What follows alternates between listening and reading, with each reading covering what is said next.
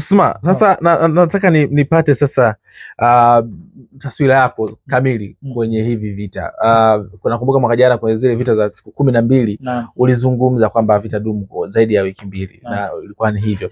Pengine vita hivi Irani na Marekani zidi ya kwa maana Marekani na Israel zidi ya Irani, unazipa muda gani hasa? Nadhani pia hazitokuwa ndefu, yani tunaweza tukaenda kwenye time frame ile ya wiki 2, maximum zikizidi huenda ikawa mwezi mmoja, kwa sababu ni vita ambavyo haviwezi kuwa sustained kwa muda mrefu, madhara yake ni makubwa sana. Kwa hiyo sioni zikivuka wiki 2, maximum mwezi mmoja. Na tusishangae vikaisha hata mapema kabla hapo, kwa Marekani na Israeli kusema lengo letu sisi tumefanikiwa, tumemuua Khamenei na viongozi wake, kwa hiyo sisi tumefanikisha, tumeishia hapa. Umeona, kuna uwezekano huo, kwa hiyo vikaisha kabla hata ya muda mrefu. Lakini pia inategemea na a lot of factors kwamba Iran nao watakubali waishie hapo au wataretaliate au watasema okay, tumeishia hapa, let's lick our wound, tuangalie majeraha yetu, tujipange upya na vitu kama hivyo. Lakini sivioni tena vikiwa ni vita virefu, ila bado kutakuja vita sasa vile vikubwa, ila hivi sivioni vikiwa virefu vile vile. Kuna zingine ambazo unazoa zitakuja kabisa, kwa sababu malengo bado ya kutimiza Pax Judea. Ila wakati huo zingatia, juzi kuna makala nimeyatoa na ninashauri watu, kwa sababu nimeelezea kuna vita kadhaa ambavyo vinatakiwa vipiganwe. Moja wapo ni India na Pakistan. Sawa. Juzi tumesikia Pakistan na Afghanistan kinachoendelea. Alafu pia kuna lawama ambazo zinaenda kwa India.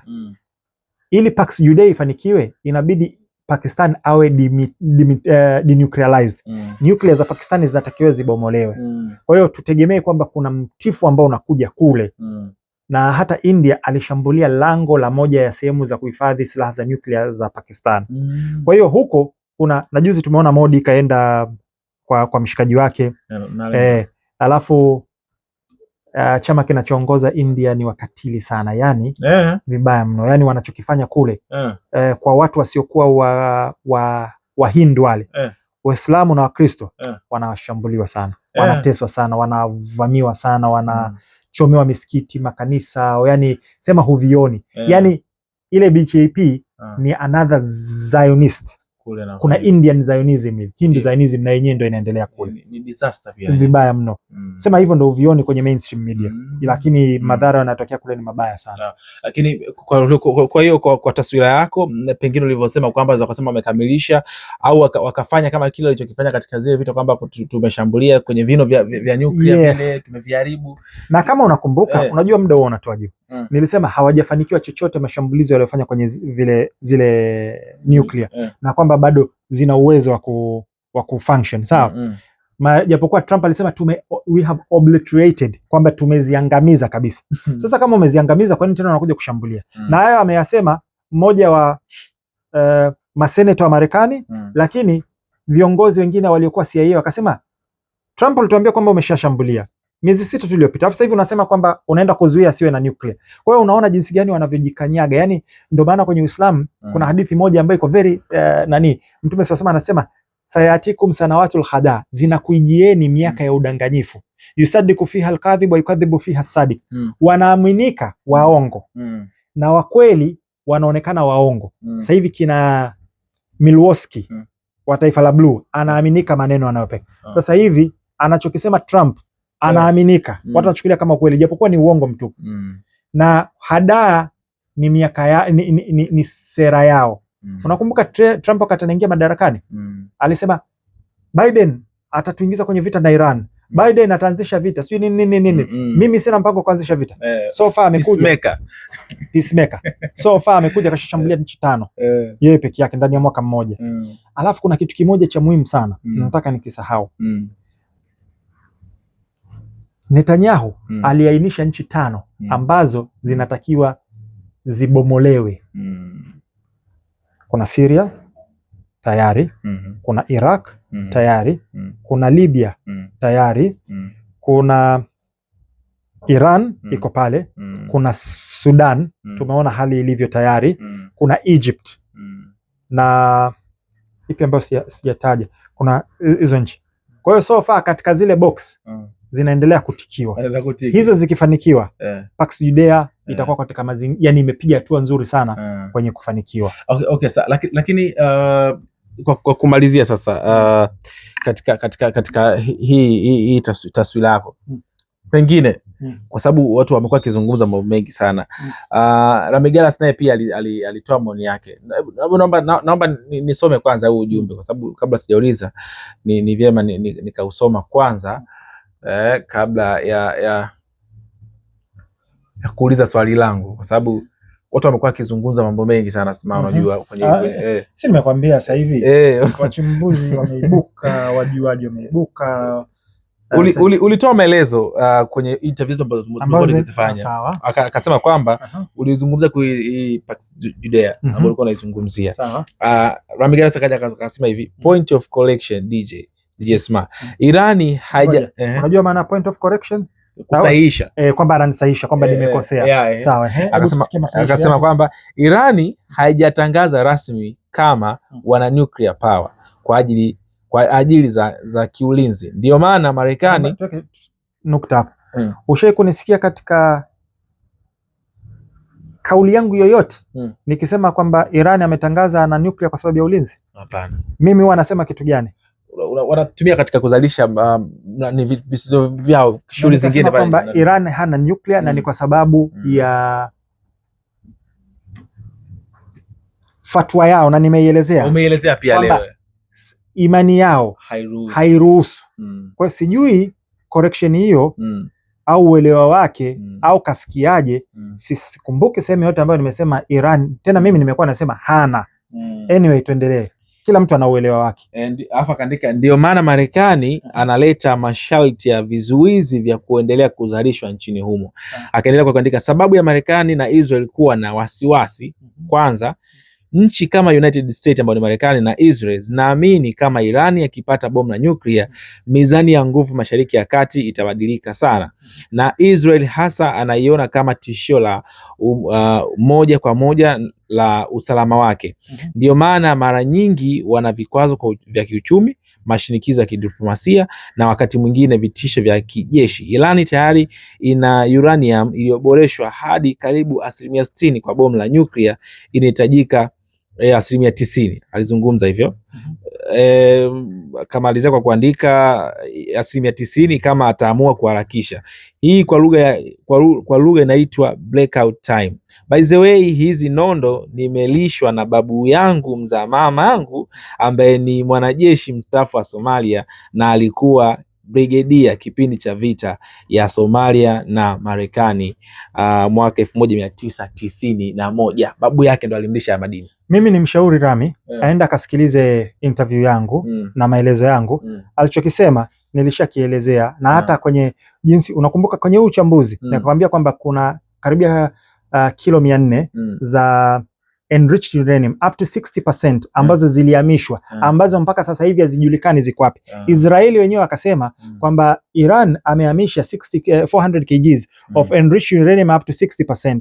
Na nikaelezea ili weapon, kuna kitu kinaitwa weapons grade plutonium ambao ni 90% ndio inatakiwa hivyo. Iran hajafikisha pale. Capability hiyo nilishasema anayo, ila ni fatwa ndio inazuia, kwamba sio kwamba hana uwezo, ameamua yeye kutokuwa nayo kwa sababu ya fatwa iliyotokelewa na nani, sheria. Yani yeye imani yao haiwaruhusu.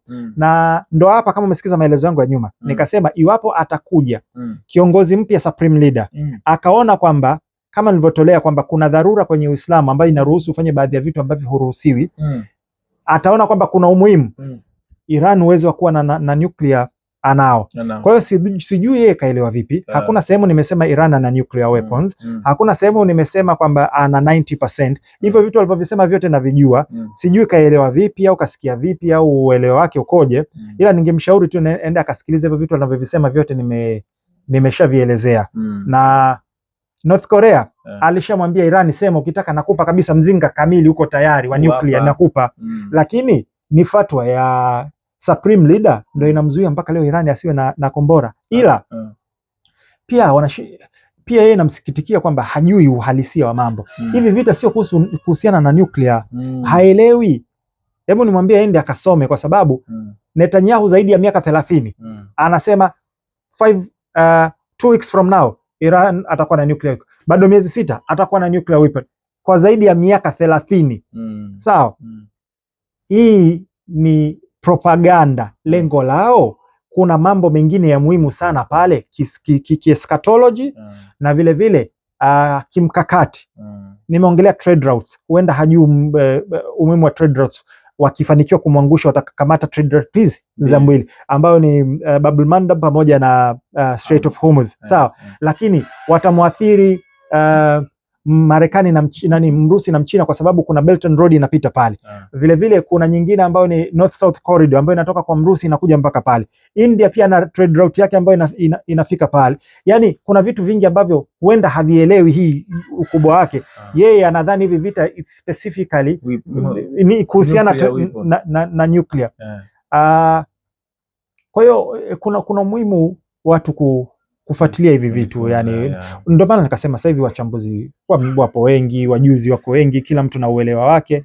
Muda utakuja kutoa majibu. Time will tell. Time will tell. Waga sina haraka, muda unakuja unatoa majibu. Kwa kumalizia Sma, lakini nadhani Ilhan Omar naomba hapo niweke nukta moja.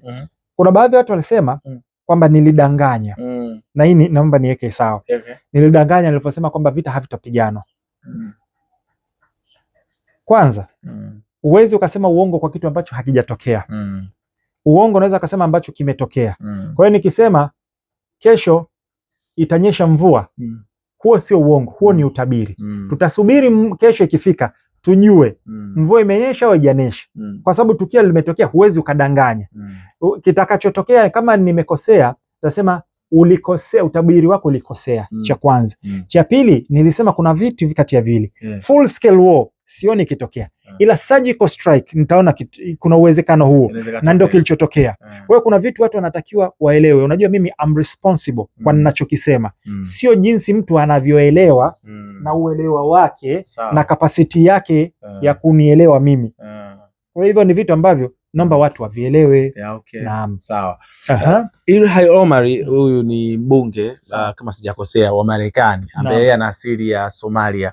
Amekuwa ni mwiba mkali sana kwa Rais Donald Trump. Na hata hii vita juzi alikuwa anazungumza akasema kwamba Irani inaandamwa vyote hivi ni kwa sababu ya imani yake.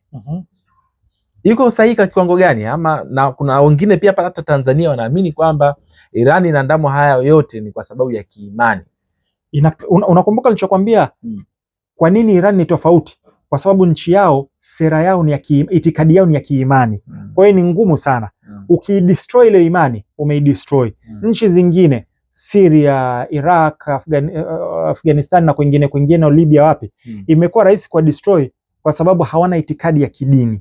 Ukishakuwa kuna itikadi ya kiimani, imani ni kitu hatari sana. Imani ndio kilimpelekea Kibwetere awaingize watu kwenye kanisa na wakachoma moto. Juzi tumeona hapa mkesho, sijui ni Ghana, sijui nchi gani, mchungaji mmoja akawachukua watu akawajengesha safina na kuambia kwamba umeona. Imani ndio inapelekea tunaona kwenye makanisa mchungaji anaogesha wanawake kabisa. Umeona? Au mwingine anaenda kushika sehemu za siri. Au watu wanafanya mambo ya ajabu ajabu, yani kuna vitu vya ajabu ajabu, ndio imani inapelekea. Believes. Imani ndio inapelekea unakuta wale mashia kuna sherehe yao ile wanakuja wanajipiga hivi. Wanajichana chana na visu sio nini. Imani ndio inapelekea baadhi ya Waislamu wenye msimamo mkali wanaenda kujifunga mabomu wanajilipua. Umeona? Imani ndio inapelekea Wahindi wanaabudu ng'ombe, tuacha ng'ombe. Wanajinsi wanajichukua ndoano zile. Wanajifunga kwenye mwili mzima inavuta, yani kuna vitu imani ni kitu cha hatari sana. Ndo maana wakoloni walivyotaka kuja kutukoloni sisi, walikuja kwa gia ya imani. Wakaja na kitabu. Jomo Kenyatta anasema walivyokuja wakoloni, sisi tulikuwa tuna ardhi na rasilimali. Wao walikuwa na Biblia. Wakatuambia tufunge macho tuombe. Tulivyofungua macho, sisi tuna Biblia, wao wana ardhi na rasilimali. Umeelewa? Jomo Kenyatta na wengine wameshaongelea. Sasa hivi kuna kitu kimoja kuna kitu kinaitwa, na niliongelea kwenye PsyOps, hastily generalization. Kukusanya kila kitu kwa nani. Na hii kuna kitu kinaitwa ifrat wa tafrit. Kuna watu ambao wana msimamo mkali ambao ni wale conservative. Alafu kuna watu ambao hawajali, wao poa poa tu, watu kupumuliana fresh, sijui jinsia moja, sijui nini, kila kitu majingu fresh tu. Alafu kwa hiyo kuna ifrat na tafrit. Ila inachotakiwa ni kubalance. Ndio maana Mtume SAW kwenye hadithi anasema khairul umur awsata, ubora wa mambo ni katikati. Sasa hivi katika propaganda ambazo zinatengenezwa na ni silaha ni kuua dini. Watu wanataka waue hizi imani hata kwetu, nchini kwetu. Kwa hiyo tunaambiwa dini zetu zilizoletwa na mzungu hazifai, ile letwa na Mwarabu hazifai, kwa maana kwamba Uislamu na Kristo haufai, wote tukatae na vitu kama hivyo. Sawa? Hii sasa ndo naingia kwenye ile ifrat wa tafrit. Tukigeneralize hivi tutapotea. Hii ni moja ya silaha za kupinga dini. Mimi ninachoweza kusema, mtu tafuta ukweli, na ukitafuta ukweli utaupata ukweli. Pitia hii dini, Ukristo ulioletwa, upitie vizuri, usome vizuri, sio ulichoaminishwa. Wewe soma asili yake ilikoje, Nabii Isa au Yesu alikuwa mwaka gani, Biblia ziliandikwa, mwandishi wa kwanza Biblia alianza kuandika lini, alikuwa na contact direct na hii, kasome Nicaea Council of Nicaea, kasome vitabu ambavyo vipo ambavyo havijatolewa. Biblia inasema Yesu alizaliwa lini, lakini Christmas ikoje, Roman Empire walivyoichukua Ukristo na kuifanya dini yao rasmi, walichanganya vitu. Soma mwenyewe, jisomee mwenyewe kwa nia ya kutaka kujua kweli. Alafu angalia mpaka sasa hivi, alafu jiulize, nimeridhika nayo? Kama roho yako imesema zingatia, sio unachoambiwa. Kafanye research yako mwenyewe, alafu fanya maamuzi yako. Ukiona umeridhika kwamba this is right, ifati. Kingine, Uislamu, nenda kasome. Nabii Muhammad sallallahu alaihi wasallam alikuwa Maka, alikuwa kafanya nini? Katoka pale kaenda Madina, kafanya nini? Wahyi ulishuka ulikuwaje? Je, uandishi wa hadithi, utaratibu wa kuzipreserve ukoje?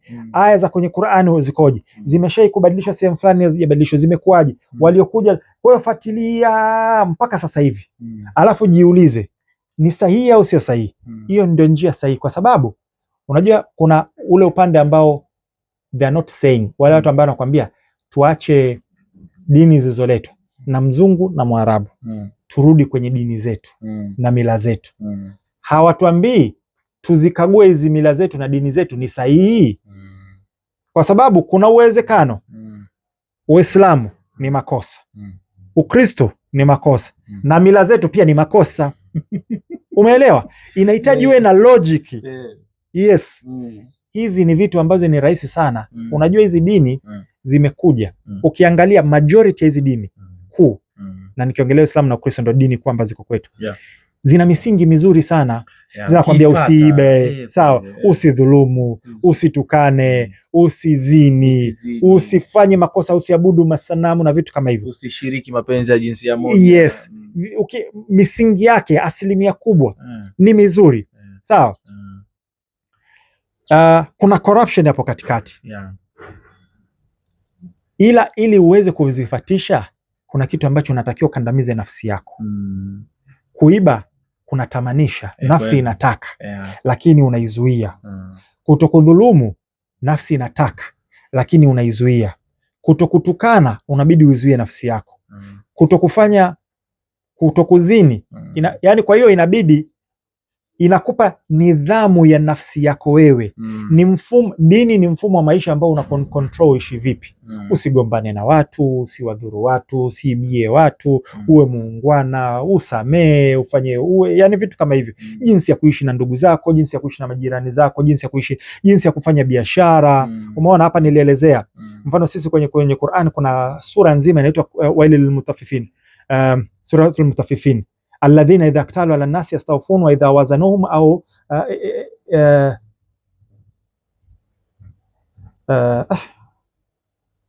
astaghfirullah, imenitoka ile aya. Mwenyezi Mungu anatoa onyo kwa watu walmutafifin ambao wana tabia, anapoenda kununua kitu kwa mtu anaomba kwa ukamilifu wake, ila anapomuuzia mwenzie anakipunguza, anapunguza. Na hii hata wauza maduka wengi yale mawe yao yale kama ni nusu kilo wamepunguza, wamegrind ili pungue, ili waweze kufanya neno. Au wao nilokuambia ambao wanafanya mfano kwenye simu, kanunua simu kwa shilingi 1000, bei ya kawaida ni nani, sasa hivi anataka kuuza kwa bei ambayo haijatokea, anakuambia kwamba kutokana na vitu vya video, kwa hiyo tunampandisha bei automatic. Ile unaingia kwenye wale mutaffifin. Sawa. Kwa hiyo dini zimekuja na hizi dini zote mimi nasema ukifuata Ukristo, the pure form of Ukristo, yani ule ambao walishuka nao Nabii Isa na kauongoza, ni dini nzuri sana. Ukifuata mila ambayo amekuja nayo Mtume Muhammad sallallahu alaihi wasallam, ambayo iko pure kabisa, haijachafuliwa, haijachezeshwa, haijafanya nini, ni nzuri sana.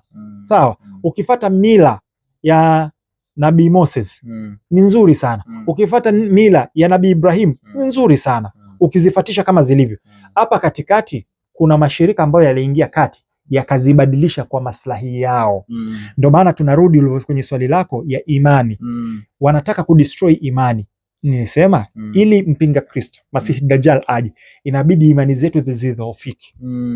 Kwa hiyo mtu akishakwambia dini hizi ambazo zimeletwa tuzikatae, wewe ule mzigo wako wa moral obligation unautua. Utaona hata nikidanganya fresh kwa sababu hakuna dini inayoniongoza. Ukimwibia mtu utaona fresh kwa sababu hamna dini inayoniongoza. Nikimdhuru mtu fresh kwa sababu hakuna dini. Umeona? Kwa hiyo hivyo ni vitu ambavyo watu wanatakiwa waelewe, yani kuna harakati za mpinga Kristo ziko very active. Hii kwenye vita huku ni sehemu moja, lakini huku kwenye jamii yetu pia hivi ni vitu vipo. Kwa hiyo vita vya imani vipo. Yes. Sawa. Kibwana, tumalize. Pengine tumezungumza mambo mengi sana mimi na DJ Sma. Hapo naomba tu nimalizie kitu kimoja. Sasa kuna vitu vya kuzingatia. Kwa sababu tumeona beyond reasonable doubt. CIA, Mossad wana access mpaka ngazi za juu za viongozi wa Iran. Ndio maana wanaweza kujua location zao na walipo na kuwa target na kuwaua. Ina maana wana access. Nilisema kwenye issue ya Maduro baada ya kumchukua.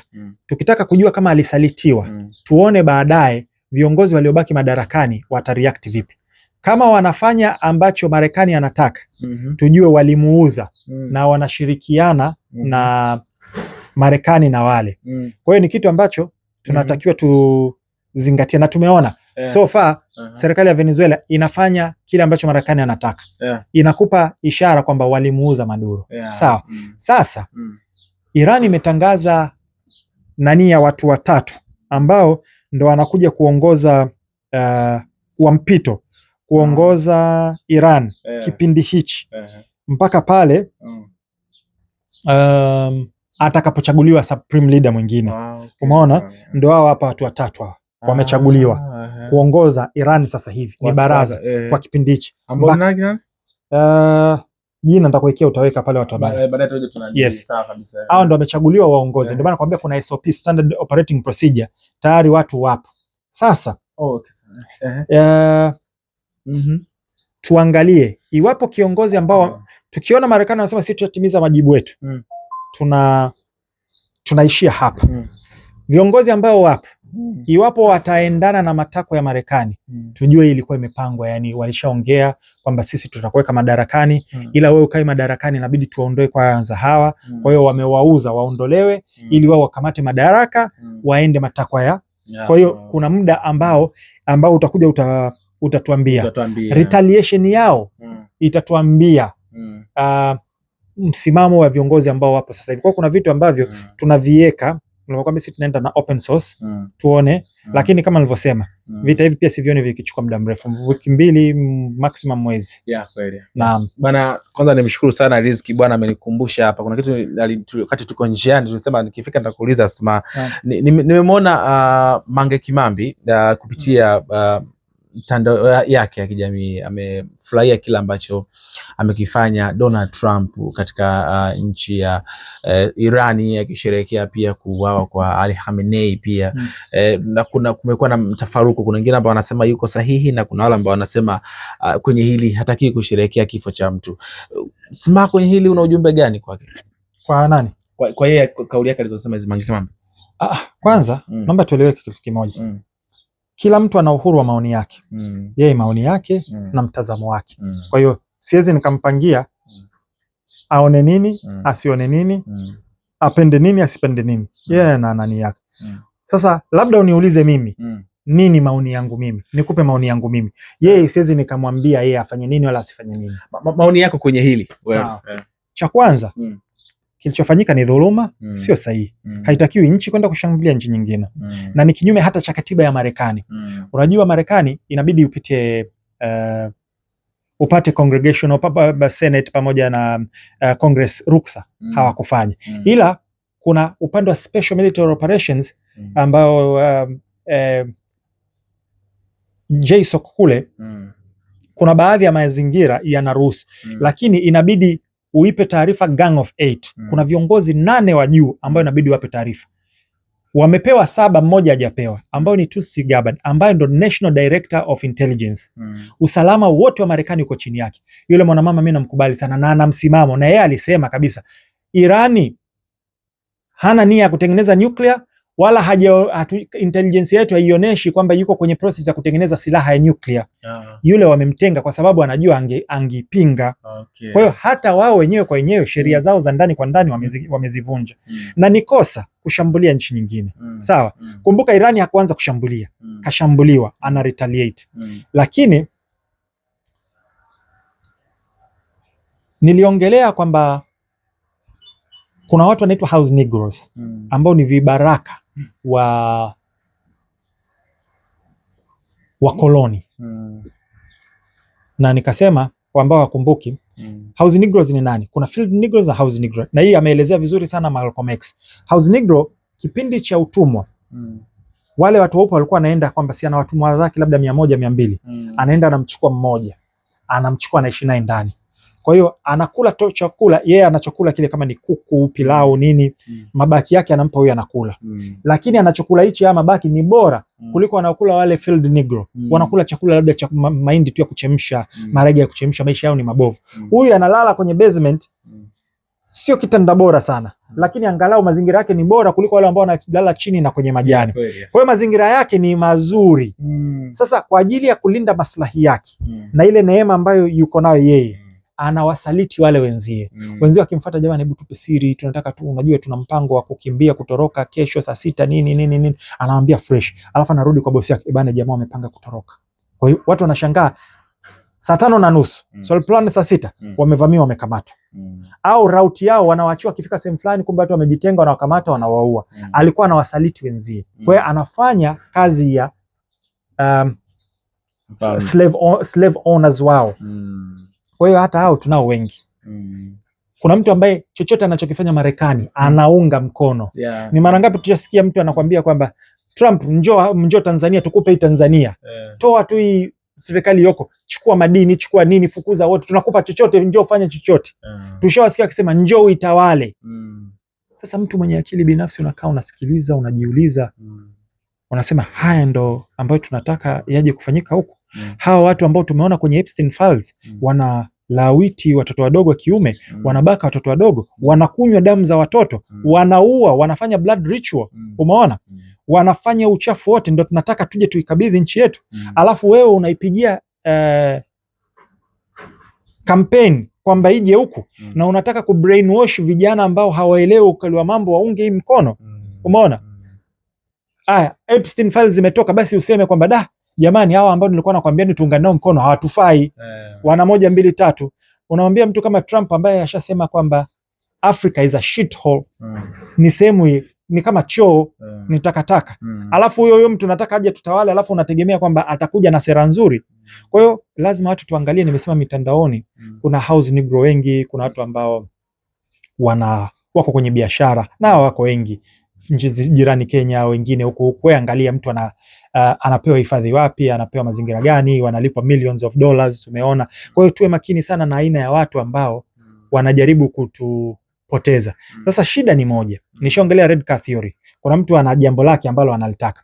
Ukiongea hivyo watu wanasema kama unatetea serikali, mimi sina chama, sipigi kura, sitopiga kura, sigombei wala sitakuja kugombea sijui nani yoyote. Nafasi. Sina interest hiyo. Ila mimi ni mzalendo. Nataka Tanzania iliyonyooka. Unaposema hivyo wanajisema kwamba unatetea labda chama au unatetea serikali. Mimi natetea taifa. Na nishasema several times. Nikisema hivyo nasema kama vile naongea hakuna matatizo. Matatizo yapo na tunayasolve. Na mimi so far nishapambana na matatizo kadhaa na tumeyasolve. Umeelewa? Nishaongea. Juzi nilikutana na changamoto za TRA, tukaongea. Nimeenda TRA, mambo yangu yamekuwa solved, yameenda fresh. Sawa? Niliongelea issue yangu ya simu, nikapambana, nikapata. Tumeongelea vitu tofauti tofauti. Juzi na wewe unatoa wito kwa waziri wetu. Na mimi sasa hivi naongea kwa sababu nina confidence wanasikiliza waziri wetu, Mwana FA, Makonda, waziri wa vijana na Nauka na una mawaziri wengine na hata Mheshimiwa Rais. Natamani sana, yani katika vitu natamani ni siku kupata nafasi ya kuongea na Mheshimiwa Rais, kwa sababu kuna vitu ambavyo sisi hatuambiwi. Ukikaa naye anaweza kuambia baadhi ya vitu. Mimi nina general idea pressure wanayokutana nazo na vitu wanavyokabiliana navyo, sio vya ndani wala vya nje, vya kiuchumi na vingine. Kaa naye kuna mambo mawili tutapata kuyasikia, lakini nitampa perspective ya hali ilivyo huko kwenye ground. Umeona? Sasa kwa waziri wetu nimeongelea baadhi ya changamoto. Nimefurahi sana kwenye content, wamerahisisha. Lakini nikaongelea vitu viwili. Kuna overregulation na kuna fragmentation. Nikaongelea issue ya drones. Jinsi ambavyo inakandamiza sana watu ambao ni madereva, imetengeneza madereva magendo wengi sana. Mapilot wa drones wengi sana wa magendo, kwa sababu kuna mazingira ambayo sio rafiki kabisa. Unajua ukishaweka mazingira magumu ndio unaipa rushwa nafasi. Umeona? Ukitengeneza mazingira rahisi, umeona kama sasa hivi juzi wamepunguza ada ya BASATA kwa madijio, wamepunguza ni 50k pamoja na 10k ya kujisajili. Sawa? Haya, content creators kutoka 500,000 imekuja 50,000. Very fair. Angalia sasa jinsi watu watavujirasimisha kwa wingi. Kwenye drones bado kuna hichi. Na drones wasiichukulie poa, naongea kwa sababu ni moja ya vitu vya kimkakati vya taifa tunapoelekea. Drones is everything. Polisi nishaongelea na makala ya drones ziba nikatoa. Watahitaji drones operators kwa sababu ya surveillance, reconnaissance pamoja na overwatch. Jeshini is the same thing. Tumeona Rwanda M23 na jeshi la Rwanda wanatumia drones kwenye combat. Tunahitaji tuwe tuna wataalamu wa drones kazi inavyowezekana. Haya masharti yanawekwa hapa yanakandamiza, yanaua vipaji. Inatakiwa tuwezeshe, na hii ni emerging technology. Masharti mengi natamani watoe hata 5 years grace period. Wepesi kabisa. Madereva drones wawe nyingi, watu tuna wataalamu wa drones bongo kadri inavyoelekeza, kwa sababu ni emerging technology hiyo na AI. Kwa hiyo naomba sana waziri na Nauka, Mwana FA, Makonda, na ninajua mnasikiliza. Naomba nafasi je tukae na nyinyi tuwekeze hivi vitu, na ninaamini naongea kwa confidence kabisa, kwa sababu naweza nikaongelea mtu kama Makonda, na kwenye mkeka wangu wa uchambuzi wa Gen Z nilitolea mfano, nilisema raia tuache kulalamika, tufanye dialogue na serikali. Nikatolea mfano wakati Makonda yuko Arusha, alitatua matatizo mengi sana kwa engagement kati yake na raia wa kule. Umeona, na hata hivyo alikuwa anavifanya hapa. Kwa hiyo naongea kwa confidence kwa mtu kama Makonda, najua anasikiliza na ataifanyia kazi, na siku tutakuja tutakaa hapa nitakwambia tuna serikali sikivu. Raia tuache kulalamika huku pembeni. Umeelewa? Kwa hiyo ni vitu ambavyo naomba tuvifanyie kazi. Naam, mtazamaji, tumezungumza mambo mengi sana na Sma. Kwanza jamani, wafadhili jamani, jitoleeni, sisi tunahitajika. Studio yetu tuikamilishe, mambo yaende. AC jamani. AC kuna monitors zinahitajika, kuna lights zinahitajika, kuna vitu vinahitajika. Lakini hiyo haijawahi kutuzuia sisi kupiga content. Tutafanya hata kama ni miaka 2-3 mpaka atatokea muungwana na wapo ambao wamekuwa na support sana hizi 2000, 3000, 5000 ngapi wana support na tunapiga hatua, umeona lakini mabadiliko yako tutafika. Naam, mtazamaji ambaye unanitazama sasa hivi unatokea Tabora, huko Dodoma, huko Mwanza, huko Njombe, huko Tanga, huko Arusha, Kilimanjaro, Manyara, wapi kote huko, Singida, Sumbawanga, Mbeya, Zanzibar, Kenya, Uganda, Burundi, kote huko UAE, dunia nzima. Sisi tunafuatilia na dunia nzima, Afrika, duniani kote huko. Nimeshukuru sana kwa kila ambacho mmekitazama kuanzia mwanzo mpaka mwisho.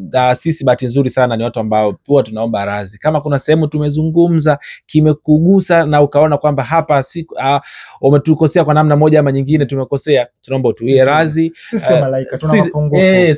Sio malaika bwana. Kwa hiyo siku nyingine tutajirekebisha, na tuambie pale sehemu ya comment unatazama ukiwa wapi, na unatamani kitu gani kingine kiongezeke bwana, na tuje bwana, hebu Victor bwana, siku nyingine na Sma bwana, hebu mje mzungumzie kitu fulani tupate elimu yake, si ndio? Bahati nzuri Sma sasa hivi ana fikra zinduka, na vitu vingi, yani Mungu, fikra zinduka ninayo mimi na Henry tunaiplan kufanya Mungu akifanikisha ifanyike kama inavyotakiwa, itafungua sana, itatoa siri kwa nini mpaka sasa hivi nchi za Kiafrika tangia tumepata uhuru bado tuna struggle na vitu vidogo vidogo.